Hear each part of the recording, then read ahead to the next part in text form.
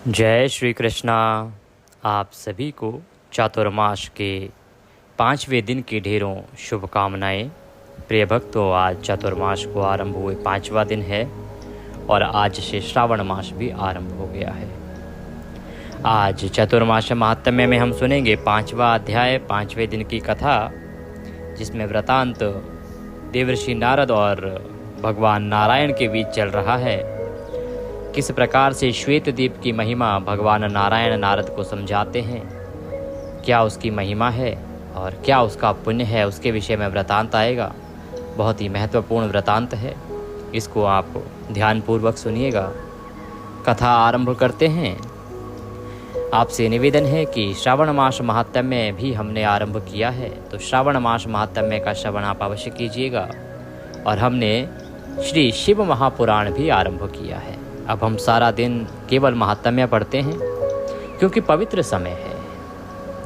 चातुर्मास में जितना भगवान की महिमाओं का गुणगान किया जाए, श्रवण किया जाए, पठन किया जाए, उतना कल्याण है। तो आप पहले सुनिए चातुर्मास महात्म्य, फिर भगवान शंकर का श्रावण मास महात्म्य, और साथ में आप अवश्य सुनिएगा श्री शिव महापुराण। 30 दिन शिव महापुराण चलेगी, 30 दिन श्रावण मास महात्म्य चलेगा। 9 अगस्त को हम इसको पूर्ण करेंगे। और चातुर्मास महात्म्य तो क्योंकि 4 महीने चलना है, तो ये हमारा चलेगा 2 नवंबर तक। आप इसी प्रकार से चैनल के साथ जुड़े रहिए। देवभूमि चैनल के माध्यम से आप हमें सुन रहे हैं, हमारी कथाएं सुन रहे हैं और भगवत कृपा प्राप्त कर रहे हैं। इसी प्रकार से कृपा प्राप्त करते रहिए। ईश्वर आपकी सभी मनोकामनाएं पूर्ण करे। आइए आज का अध्याय आरंभ करते हैं।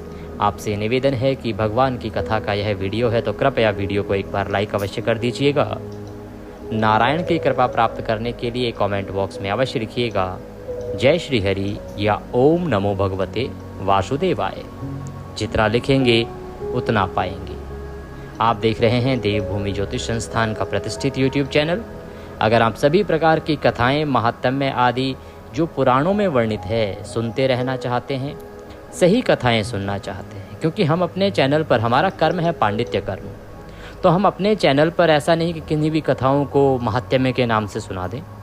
प्रत्येक मास का एक महात्म्य जो कि पुराणों में वर्णित होता है, हम वही आपको सुनाते हैं। किसी को अच्छा लगता है वह उसे सुने, किसी को कथाएं प्रिय हैं वो कथाएं सुने, उसमें कोई दोष नहीं है। परंतु हमारा दायित्व बनता है ब्राह्मण होने के नाते, पंडित होने के नाते, कि हम आपको सही जो सामग्री है वही आपके सामने रखें। तो जिस माह का जो महात्म्य है वह हम आपको सुनाते हैं, जो पुराणों में वर्णित है, और उसी के अनुसार हमारे वृतांत होते हैं।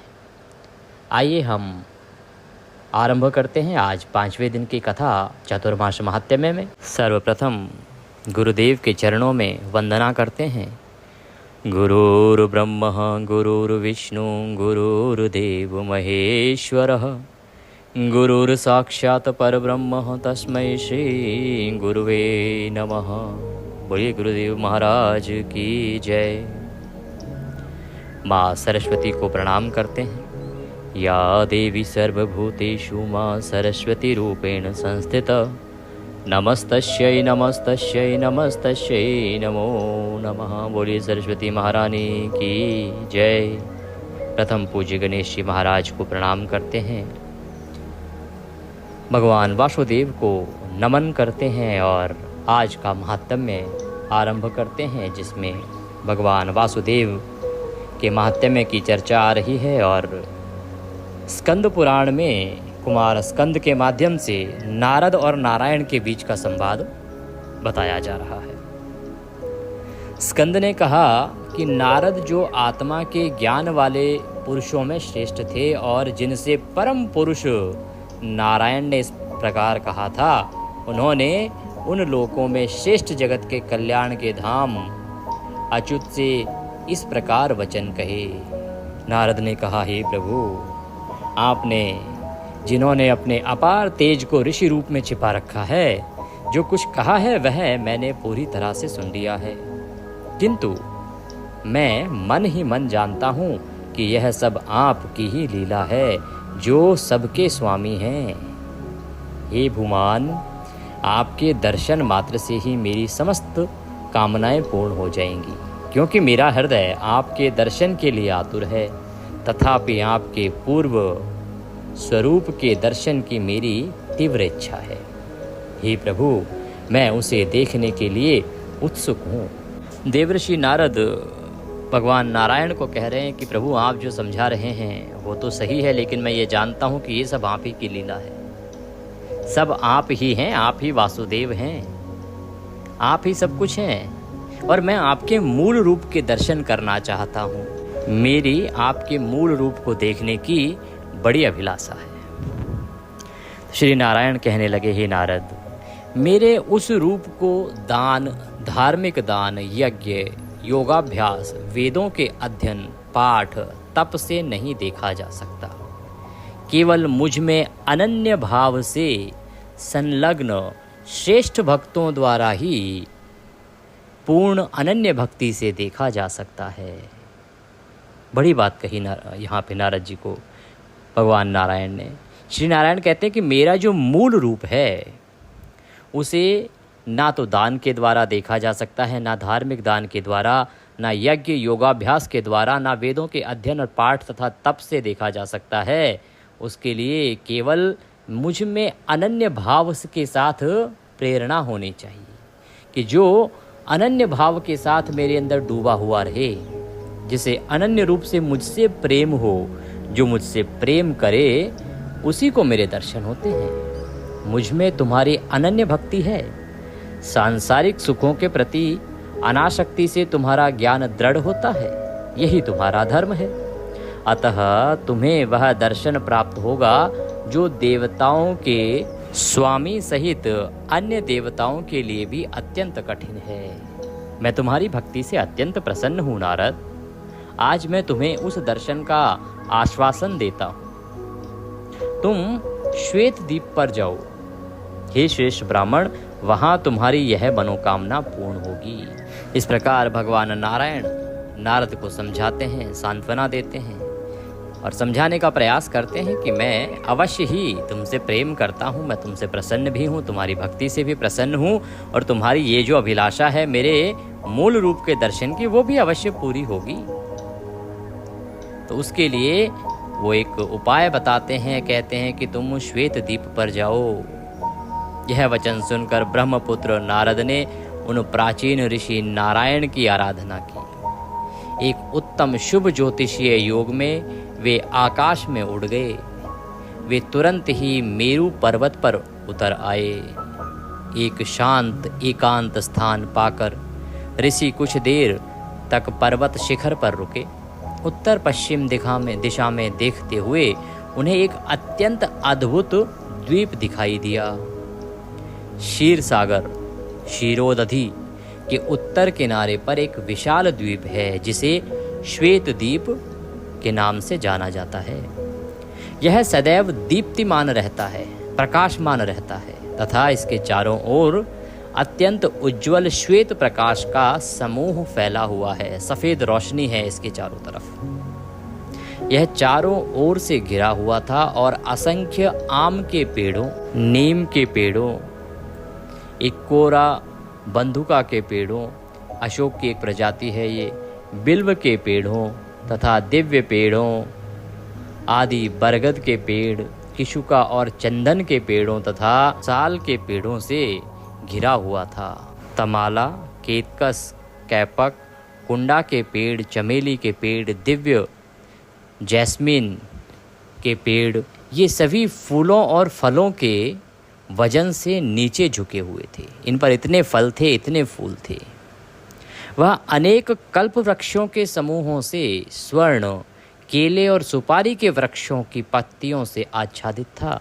वह असंख्य विशाल और उत्तम उद्यानों और बागों, नदियों और सरोवरों से, खिले हुए कमलों और मधुर स्वर में चहचहाते हंसों आदि उत्तम पक्षियों और सुंदर उजड़े हुए हिरणों से भरा हुआ था।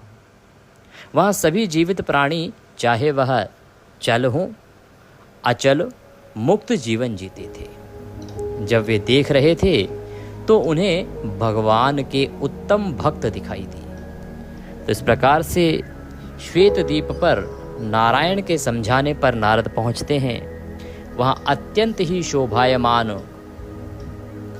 वह श्वेत द्वीप है। अनेकों वृक्ष हैं वहाँ, लता पताएं हैं, अनेकों फूल फल के वृक्ष हैं जो आच्छादित हैं। और वहाँ देखते देखते देखते उन्हें अचानक से भगवान के भक्त दिखाई देते हैं। वे इंद्रियों की पहुँच से परे थे, वे समस्त पापों और शारीरिक मलों से रहित थे, वे मधुर गंध वाले थे, वे 2 भुजाओं वाले थे और उनमें से कुछ चतुर्भुज थे, कुछ श्वेत थे, जबकि अन्य का रंग नवीन बादलों के समान था। उनकी आंखें कमल की पंखुड़ियों के समान थी, उनके अंग सम्मित थे, वे सुंदर स्वर्गीय अंगों वाले अत्यंत शक्तिशाली थे। उनके बाल बिखरे हुए थे, वे सदैव युवा थे और सभी शुभ चिन्हों से युक्त थे।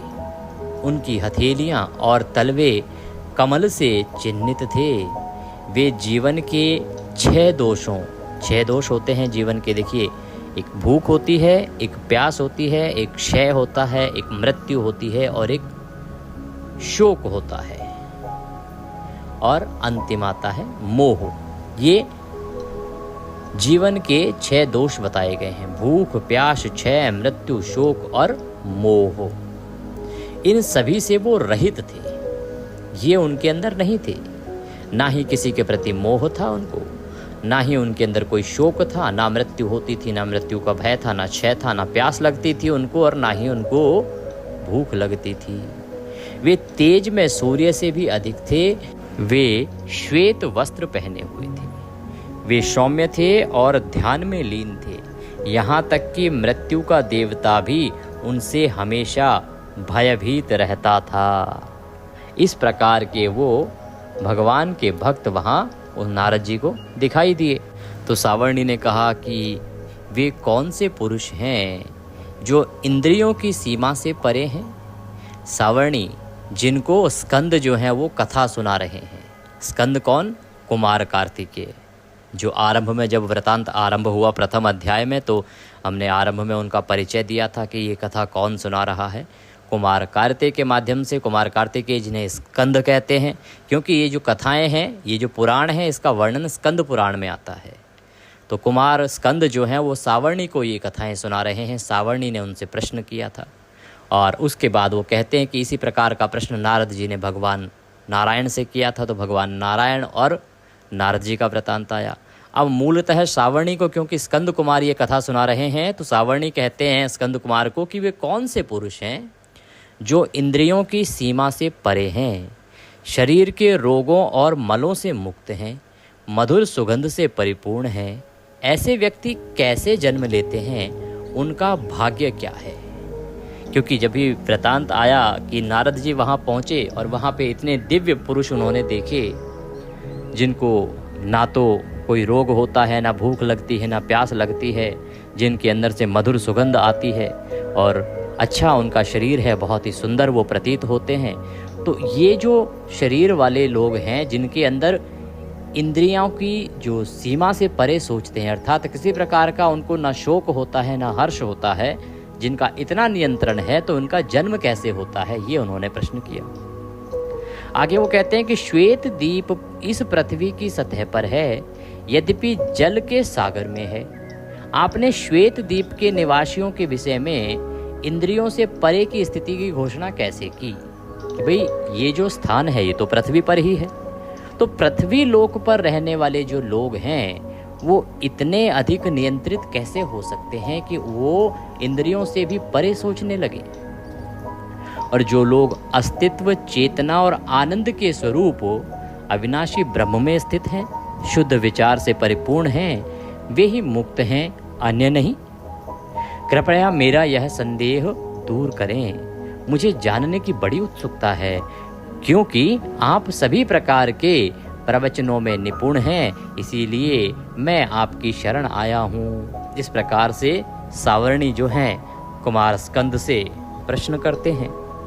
तो स्कंद कहते हैं, जो पुरुष अविनाशी कहलाते हैं वे पूर्व कल्पों में केवल राम अर्थात विष्णु की अनन्य भक्ति से ब्रह्म पद प्राप्त कर, अजय अमरत्व को प्राप्त कर इस श्वेत द्वीप में वासुदेव की सेवा के लिए रहते हैं और देवता तथा ऋषिगण उनका पालन करते हैं। तो कुमार स्कंद कहते हैं कि जो यहाँ पर ये लोग हैं ये कोई साधारण लोग नहीं हैं। जो महान पुरुष होते हैं, जो बड़े भक्ति भाव से रहते हैं, जिनकी नारायण में आस्था है, भगवान विष्णु में आस्था है ना, वो भगवान विष्णु को अनन्य प्रेम करते हैं और वो अनन्य प्रेम के कारण ब्रह्म पद को प्राप्त करते हैं मृत्यु के पश्चात।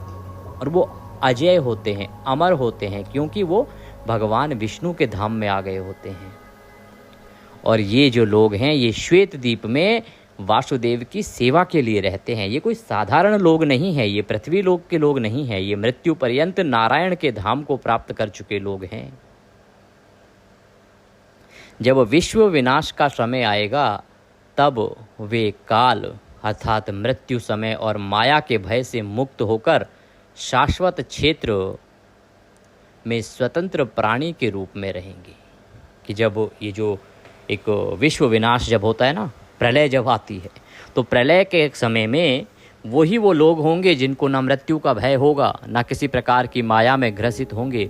और उस समय जो जो कार्यकलाप करने हैं वो उन्हीं के माध्यम से किए जाएंगे। यहाँ भी वे पुरुष जो माया से उत्पन्न हुए हैं और नाशवान हैं, वे भी पवित्र आराधना के द्वारा अक्षर पुरुषों के समान हो जाते हैं। अगर कोई यहाँ आके पूजन करता है, भगवान का जप करता है, तप करता है, तपस्या करता है, तो वो भी इसी प्रकार से भगवान का आशीर्वाद प्राप्त करता है। हे श्रेष्ठ मुनि, अहिंसा, तप, अपने विशिष्ट कर्तव्यों का पालन, सांसारिक वस्तुओं से अनासक्ति, वासुदेव की महिमा का ज्ञान, आत्मा में स्थिरता, भगवान की परम भक्ति और सज्जनों के संपर्क से जो लोग अक्षर पुरुषों के समान हो जाते हैं, वे मूलतः हरि की सेवा से रहित, मोक्ष की इच्छा ना रखने वाले और अणिमा आदि समस्त अलौकिक शक्तियों के लोभी होते हुए भी श्री हरि के जन्म और महान कार्यों का एक दूसरे को वर्णन और श्रवण करके अक्षर पुरुषों के समान हो जाते हैं। सृष्टि की रचना के समय भी ये कहीं काल के प्रभाव से उत्पन्न नहीं होते। अपनी स्वतंत्रता के कारण ये सृष्टि संहार के समय अन्यों की भांति नष्ट भी नहीं होते। हे ऋषि, अब मैं आपसे एक प्राचीन कथा सुनाता हूँ, जिसके द्वारा इस संसार का एक व्यक्ति उस अवस्था तक पहुँचा था। हे ब्राह्मण, मैंने अपने पिता से जो कथा सुनी थी वह बहुत लंबी थी। आज उसे तुम्हें सुनाता हूँ। उसका केवल सारांश ही मुझे याद रहता है, वही मैं आपको वर्णन करता हूँ। हे ऋषिवर, पूर्व काल में उपरीचर वसु अर्थात वसु जो सदैव उच्च लोकों में विचरण करते थे नाम का एक राजा था। वे राजा आयु के पुत्र थे और अमावसु नाम से प्रसिद्ध थे। वे इंद्र के मित्र थे। उन्हें भगवान नारायण की भक्ति में रुचि थी। वह धार्मिक पिता के प्रति समर्पित और देवताओं व पितरों की पूजा करने वाले थे। वह धार्मिक आचरण में रत, सतर्क और कर्मठ भी थे। वह सहनशील थे और किसी से ईर्ष्या नहीं किया करते थे। वह सभी की सहायता करते थे। वे शांत स्वभाव के थे, वेदों के अध्ययन में रुचि रखते थे, पवित्र थे, क्रोधी नहीं थे, भोजन में संयमी थे, सौम्य थे, बुरी आदतों से मुक्त थे और तपस्वी थे। वे सुख दुख आदि से अप्रभावित, राग द्वेष से रहित, अहंकार से रहित, दृढ़ निश्चयी और आत्मवेदता थे। वे दंभ से रहित थे, दूसरों का आदर करते थे। वे योगी थे, तपस्वी थे। उन्होंने अपनी इंद्रियों को पूर्णतः वश में कर लिया था। वह धन, पुत्र, पत्नी और अन्य संबंधियों से विरक्त थे। राजा प्रतिदिन भक्ति पूर्वक नारायण का जप किया करते थे। तो इस प्रकार से वो राजा थे, ना कोई मोह था उनके अंदर, ना किसी के प्रति लगाव था उनके अंदर, ना पुत्र के प्रति, ना पत्नी के प्रति, ना धन के प्रति। वो भगवान की भक्ति में लीन रहते थे और जो अपने कर्तव्य थे ना उनके, उन कर्तव्यों का ही पालन किया करते थे। भगवान वासुदेव ने उनसे प्रसन्न होकर उन्हें राज्य देने का प्रस्ताव रखा था, किंतु उन्होंने उसमें रुचि नहीं दिखाई, बल्कि केवल आदरपूर्वक उन्हें किन्हें वासुदेव को प्रसन्न किया। वासुदेव ने जब उनको देखा तो उनकी तपस्या से वो प्रसन्न हुए। उनकी तपस्या, क्योंकि वो बड़े ही कर्मठ थे। आप देखिए, इतने बड़े राजा जिनके पास सब कुछ है, परंतु उन्हें किसी के प्रति ना मोह है, ना लोभ है, ना लालच है, केवल ईश्वर के साथ उनकी भक्ति है। तो इसीलिए वासुदेव उनसे प्रसन्न हुए, क्योंकि वासुदेव को इसी प्रकार के भक्त प्रिय हैं। और उन्होंने कहा कि राजन, मैं तुम्हें राज्य देता हूँ। अब सोचो, भगवान वासुदेव किसी को राज्य दें तो कितनी अपरंपार होगा वह राज्य, परंतु उन्होंने वासुदेव से विनय पूर्वक कहा कि प्रभु, मुझे राज्य नहीं चाहिए और केवल वासुदेव की भक्ति चाहिए। वे वैष्णव तंत्र संभवतः पंचरात्र आगम में वर्णित विधि के अनुसार भगवान की 5 बार पूजा करते थे। वे देवताओं और पितरों की पूजा करते थे।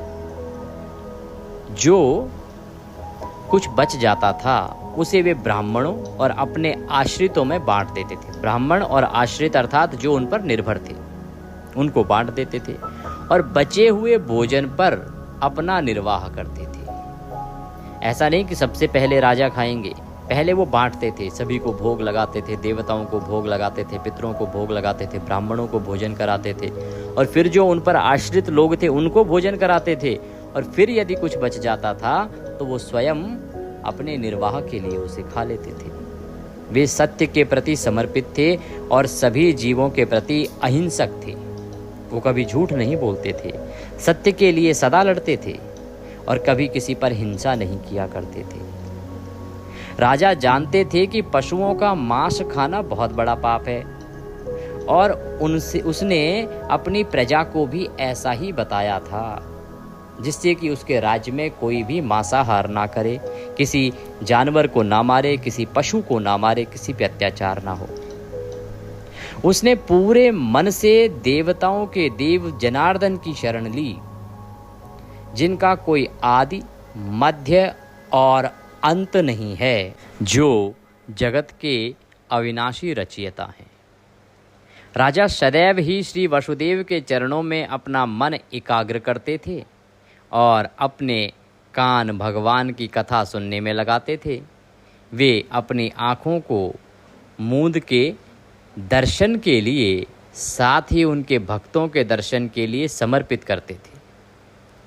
देश के स्वामी अपनी वाणी को हरि के गुणों की प्रशंसा में समर्पित करते थे।